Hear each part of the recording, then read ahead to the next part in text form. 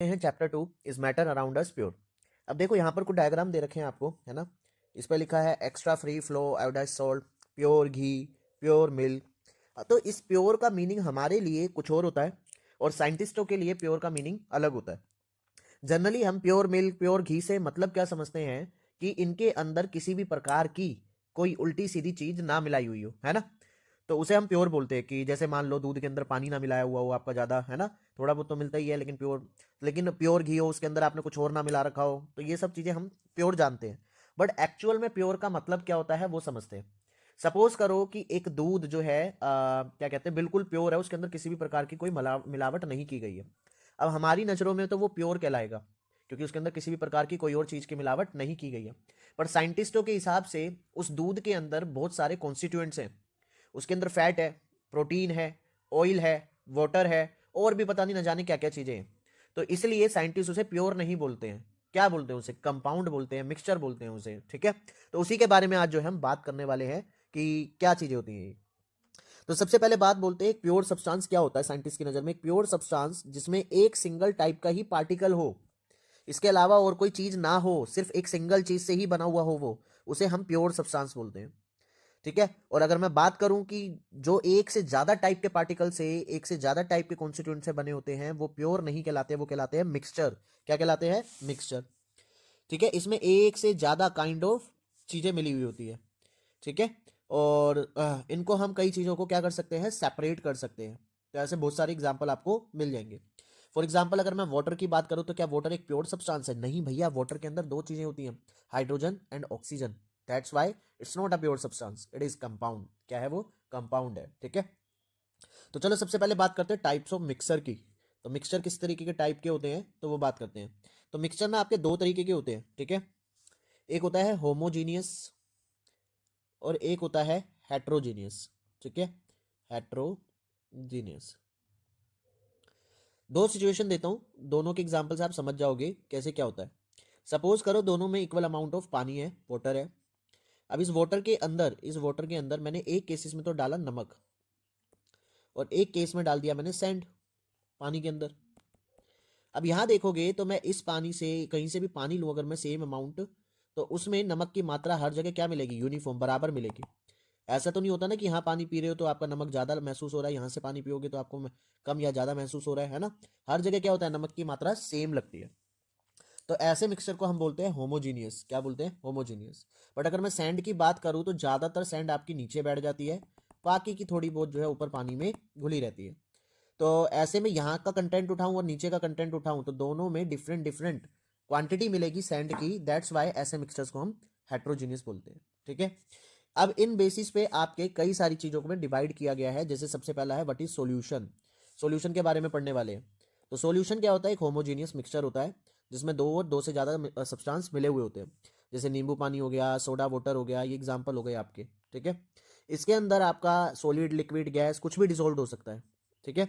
Solid solution भी हो सकता है, गैसियस सॉल्यूशन भी हो सकता है। सॉलिड सॉल्यूशन को तो हम एलॉय बोलते हैं, जिसमें दो मेटल नॉन मेटल आपस में मिक्स हो जाते हैं, है ना। यहाँ पे देखो, दो या दो से ज्यादा मेटल या मेटल एंड नॉन मेटल को मिक्स करके बनाया जाता है, ठीक है। ये होमोजीनियस इसलिए होते हैं, देखो जैसे नींबू पानी अगर आप पीते हो तो उसका पूरा टेस्ट क्या होता है, पूरे पानी तक का सेम होता है। हल्का फुल्का कई बार आपको नीचे ज्यादा लगता होगा, वो रीजन ये है कि ज्यादा घुल दिया जाता है इस वजह से, ठीक है। बाकी वरना क्या होता है, पूरे में थ्रू आउट सेम रहता है। इसके अंदर दो क्वांटिटी होती है, एक को सोल्यूट बोलते हैं और एक को सोलवेंट बोलते हैं। तो समझते हैं इस वाले केस में जो चीज घोली जा रही है वो सोल्यूट कहलाती है और अक्सर ये कम मात्रा में होती है, ठीक है। और जिस चीज में घोला जा रहा है जो ज्यादा क्वांटिटी में है वो सोलवेंट कहलाती है। क्या कहलाती है? सोलवेंट, ठीक है। होप आपको समझ में आ गया होगा ये। आगे चलते हैं, एग्जाम्पल समझते हैं। एग्जाम्पल में पहला है एक पानी के अंदर चीनी डाली गई, ठीक है। तो वो हमारा कैसा होता है? होमोजीनियस होता है। दूसरा मतलब सोल्यूशन कहा जाता है उसे। आयोडीन डाला जाता है अल्कोहल के अंदर, जिसे हम टिंचर ऑफ आयोडीन भी बोलते हैं। तो ये भी हमारा क्या होता है? एक तरीके का सोल्यूशन होता है, चोट वगैरह में इस्तेमाल किया जाता है। जो ड्रिंक्स आती हैं, सोडा वाटर, कोल्ड ड्रिंक्स वगैरह, वो भी क्या होती है? उसके अंदर कार्बन डाइऑक्साइड वगैरह होती है, तो वो भी सोल्यूशन में कहा जाएगा। एयर भी एक सोल्यूशन है जिसमें कई सारी गैसेस मिक्स होती है, ठीक है। मेजरली इनमें दो कॉन्स्टिट्यूएंट्स होते हैं, ऑक्सीजन 21%, नाइट्रोजन 78%, बाकी की गैसेस स्मॉल क्वांटिटीज में होती है। प्रॉपर्टीज क्या क्या पढ़ी हमने सोल्यूशन की? होमोजीनियस मिक्सचर होता है, पार्टिकल बहुत ज्यादा छोटे होते हैं, नैनोमीटर इनका साइज होता है डायमीटर का, इसलिए हम उनको अपनी आंखों से नहीं देख सकते, नॉर्मल आंखों से। छोटा साइज होने की वजह से बीम ऑफ लाइट ये जो है सॉल्यूशन से पास नहीं करती और जो लाइट का पाथ है वो विजिबल नहीं होता।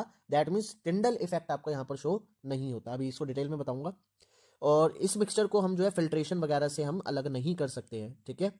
और दूसरी बात, ये स्टेबल होते हैं। अगर मैं थोड़े टाइम के लिए अगर मैं छोड़ दूं सॉल्यूशन को, तब भी पार्टिकल घुले के घुले ही रहेंगे।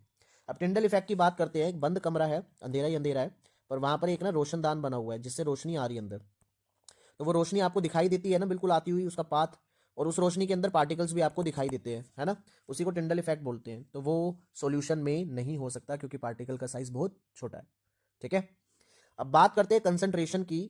जब दो चीजों को घोला जा रहा है तो ये भी तो पता होना चाहिए ना कि कितनी चीज में आपने कितना उसके अंदर क्या घोला है ना। तो वो बात हमें पता लगती है कंसंट्रेशन से। किससे पता लगती है? कंसंट्रेशन से। अब या तो मास परसेंटेज में निकाल सकते हो, जिसमें आप ऊपर मास ऑफ सोल्यूट रखते हो, नीचे मास ऑफ सॉल्यूशन, यानी कि सोल्यूट और सोलवेंट दोनों का टोटल करके इनटू में 100। और क्या तरीका है? दूसरा है मास बाय वॉल्यूम। ऊपर रखते हैं मास ऑफ सोल्यूट, नीचे रखते हैं सॉल्यूशन का वॉल्यूम। जब लिक्विड फेस में होता है जनरली ये यूज किया जाता है। इनटू में 100 तो है यही। अब वॉल्यूम बाय वॉल्यूम, जब दोनों लिक्विड होते हैं, वॉल्यूम ऑफ सोल्यूट बटे में वॉल्यूम ऑफ सॉल्यूशन इनटू में 100, ठीक है। एग्जाम्पल देखो, 40 ग्राम का नमक 320 ग्राम पानी में घोला गया। कंसंट्रेशन बताओ, 40 और 320। तो सॉल्यूशन कितने ग्राम का हो गया? दोनों को मिला के 360। तो नीचे 360, ऊपर सोल्यूट का वजन कितना था? 40, इनटू में 100 सोल्व करा, आ गया। अब बात करते हैं सस्पेंशन की। सस्पेंशन क्या? आपका हेट्रोजीनियस मिक्सचर होता है। पार्टिकल जो होते हैं इसके अंदर हम आराम से अपनी नॉर्मल आंखों से देख सकते हैं।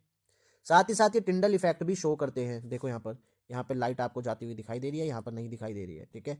तो पहले वाला आपका क्या हो जाएगा? सॉल्यूशन, और दूसरे वाला क्या हो जाएगा? सस्पेंशन, ठीक है। तो कोलोइडल में भी हो जाता है, ऐसा दिखता है।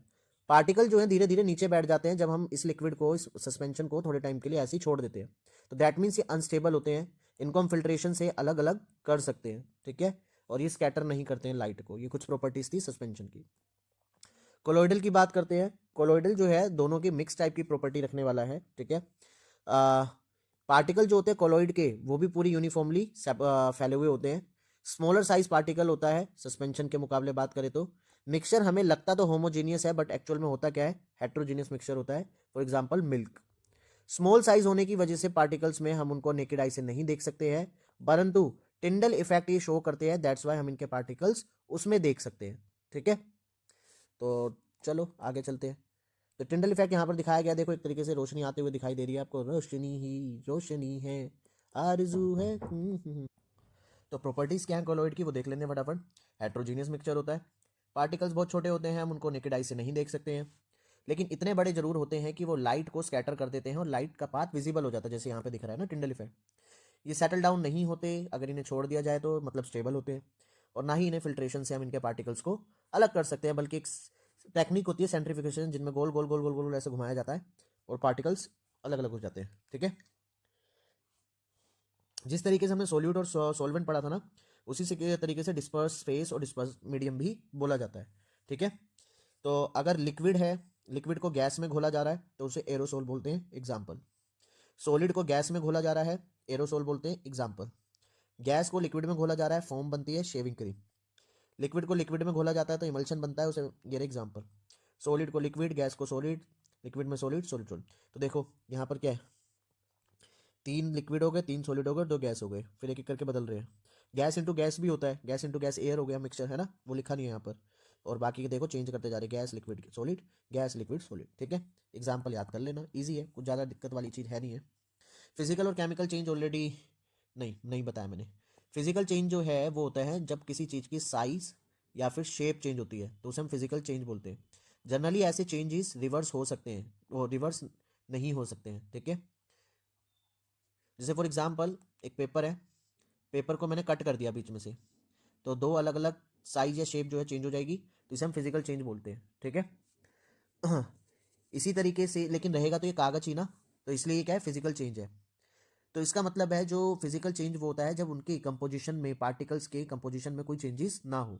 वेरएस केमिकल चेंज जब होता है जब पार्टिकल्स के कंपोजिशंस आपके चेंज हो जाते हैं, नया प्रोडक्ट बन जाता है आपका, ठीक है। ये सब चीज़ें होती हैं और बाकी 10th क्लास में भी आप पढ़ोगे केमिकल चेंज के बारे में। उसमें आपकी स्टेट चेंज हो जाती है या फिर आपका कलर चेंज हो जाता है या कोई गैस निकलती है, टेम्परेचर चेंज हो जाता है, तो उन सब चीज़ों से हम गैस कर सकते हैं, ठीक है। तो जब भी किसी सब्सटेंस के अंदर केमिकल चेंज होता है तो वहाँ पे केमिकल रिएक्शन होती है, और जब फिजिकल चेंज होता है तो फिजिकल रिएक्शन होती है, ठीक है। तो यहाँ पर दे रखे हैं कई सारे, जैसे कटिंग ऑफ ट्रीज हो गया ना, ट्री को काटा गया तो साइज चेंज हो जाएगा, तो वो फिजिकल चेंज है, केमिकल चेंज नहीं है। Burning of paper and would है, इनको जलाया जा रहा है तो केमिकल चेंज हो जाएगा, वापसी रिटर्न नहीं आएगा इसके अंदर, ठीक है, एक बार जलने के बाद। तो अब बात करते हैं प्योर सब्सटेंस की।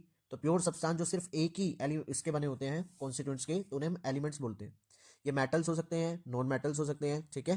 तो जैसे कि बात करें मेटल्स की, तो मेटल्स चमकदार होते हैं, metal silvery, grey, golden, yellow, colourful होते हैं, हीट एंड इलेक्ट्रिसिटी कंडक्ट कर सकते हैं, उनकी वायर बनाई जा सकती है, उनकी शीट बना सकते हैं हम, वो आवाज़ करते हैं, तो कुछ ये प्रॉपर्टीज़ है। वेरएज नॉन मेटल जो है उनमें क्या होता है, वैरायटी ऑफ कलर्स आते हैं इनके अंदर भी, पुअर कंडक्टर होते हैं हीट एंड इलेक्ट्रिसिटी के, लस्ट्रस नहीं होते, आवाज़ भी नहीं करते, ना ही मैलिएबल होते हैं, ना ही डक्टाइल होते हैं।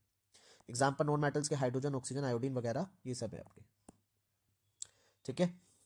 कुछ एलिमेंट्स ऐसे हैं जिनकी बिटवीन प्रॉपर्टीज होती है, no metal and non metal की, उन्हें मेटलॉइड्स बोलते हैं, जैसे बोरोन हो गया, सिलिकॉन हो गया एंड जर्मेनियम हो गया, ठीक है, सिंपल है। बात करें कंपाउंड की, तो जब दो या दो से ज़्यादा एलिमेंट आपस में मिक्स हो जाते हैं तो उन्हें हम कंपाउंड बोलते हैं।